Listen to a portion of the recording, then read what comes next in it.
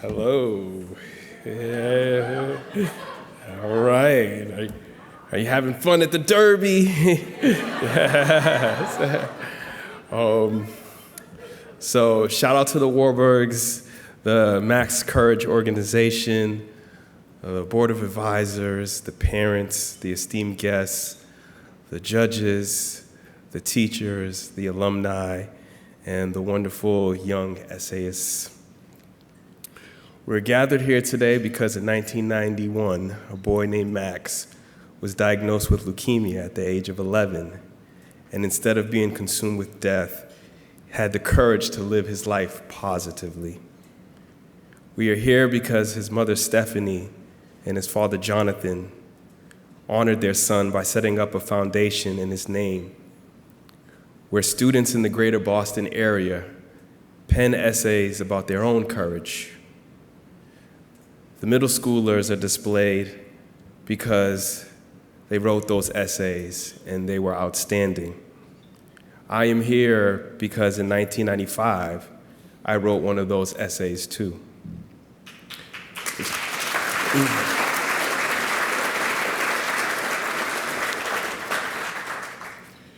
I grew up in Roxbury, 4 train stops away, in ancient times. In 1995, there wasn't even dial-up internet. Irons had no automatic coil. You had to save your computer work manually or you'd lose it. Suitcases had no wheels. Yeah. Okay, I lied about the suitcase thing. Rolling luggage was invented in 1972, but it felt right. One day in the latter half of the year, my 6th grade teacher, Mr. Marzio, told us we would put a pause on the week's lesson. She proceeded to recount Max's story. We were a good class, but what I remember of the day was that there was an even more reverent silence. This was a kid who lived in the same city we lived in, who was our age. Even the worst behaved kids were solemn that day. Anyhow, we got the assignment to write about courage in our lives, and I remember freaking out. I was the most uncourageous, regular kid. I had nothing to write about. It was dead of winter. And then one day, I was walking home, and some kids I knew from my neighborhood were knocking lights off on the tree in the park, and they asked me to help them vandalize the only decorations our humble neighborhood had known that year. And then a weird 10 minutes had passed. Well, I'll just read you an excerpt from my essay, 1995. I saw my friend walking with his brother. I said, "What's up, you all?" They said, "Nothing much." After 10 seconds, they asked me if I wanted to knock the decorations off the tree at the park.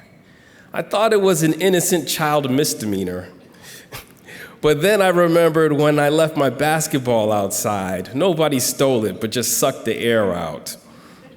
I said, "No, man, you shouldn't be doing that." My friend said, "You chicken?" I said, "No."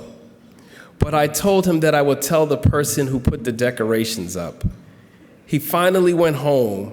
Just then, 2 tough boys jumped over the fence looking for trouble. I ran away fast. Soon after I got home, I heard gunshots. Was that the tough boys? Who knows? I know I had the courage to walk away.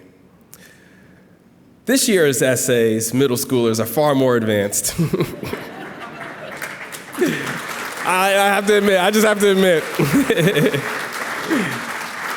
As a public school teacher, I have to admit, I'm one of those curmudgeons that goes around complaining about kids and their writing these days. But I have to admit, those essays are phenomenal. Linnea wrote about her courage to wear her locks. Carlos talked about dealing with bullies. Harrison showed his superpower reading out loud. Binta showed us the virtues of not judging people. I read about the courage to surge on through a pandemic, learning how to heal from therapy, thriving in life with diabetes. Quincy Peterson, all the way from a school in Barcelona, Spain, started her own company. I read my own essay and I think, good try. But now my older self has learned some things about courage in this almost 30 years. See, back then I was obsessed with finding the ultimate moment of superheroism. I thought that courage was something that happened just once in a lifetime. That one day you'd be walking down the street and you'd spot a house on fire and you'd have to make a quick decision to rescue the burning victims. I know now that courage is not just one thing. It's the only thing. It's not just one moment. It's every moment. The bravery of people is all around us every second. I'm serious. We cannot escape it. One glance in any direction, and we are face to face with the resolve of individuals past and present. Think about the plane some of us took to get here, the courage of the people who were the first to fly it. Think about how tall the buildings in this area are and how high workers had to be to build them.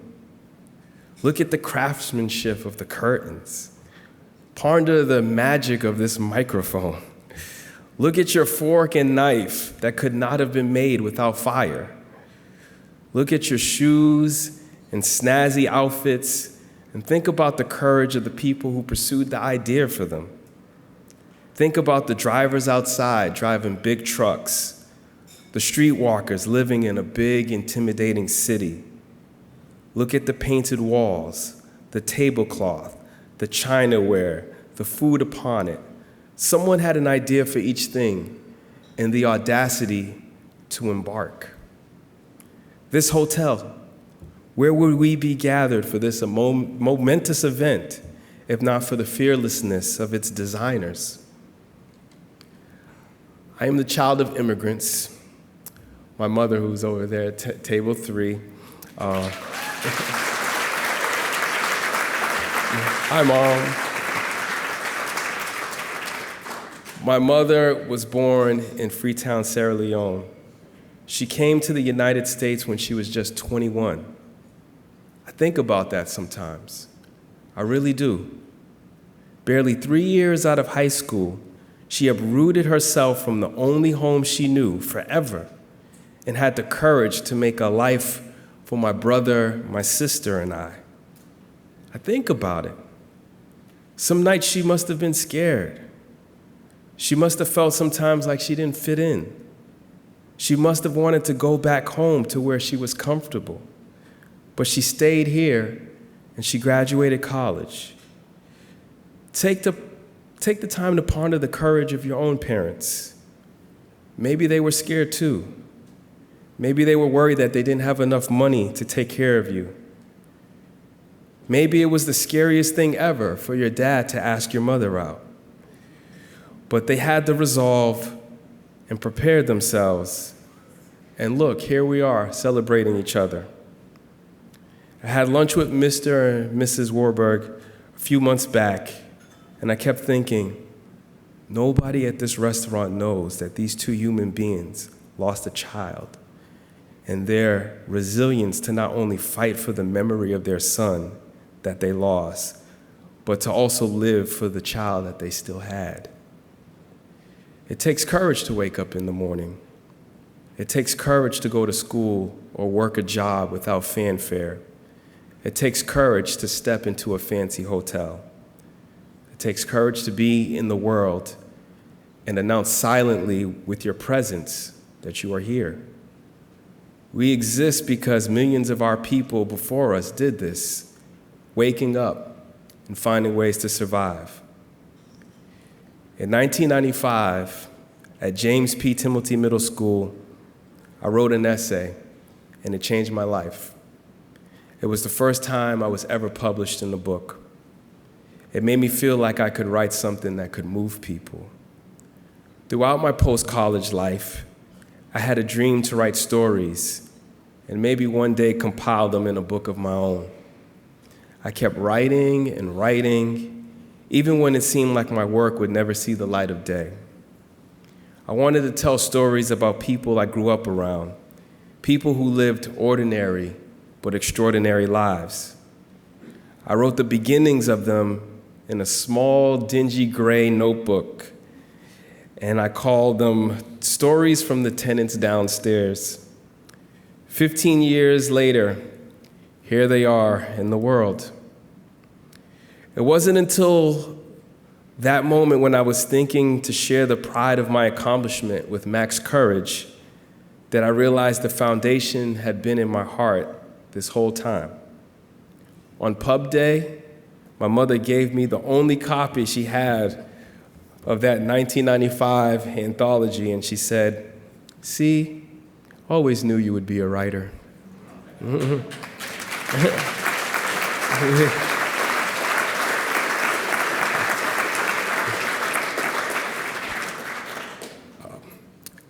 My beloved middle school shut its doors down a year or so ago, but the MAXCourage Foundation is still up and running. They've held me down, and so tonight I hope you will donate and help hold them down too. For tonight, we celebrate the young essayists, their writing and their courage. We celebrate Max, who would have been 43 this year, his courage.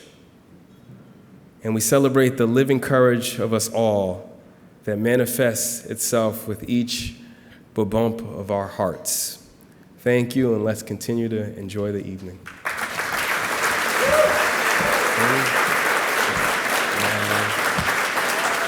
Thank you, thank you, thank you, thank you,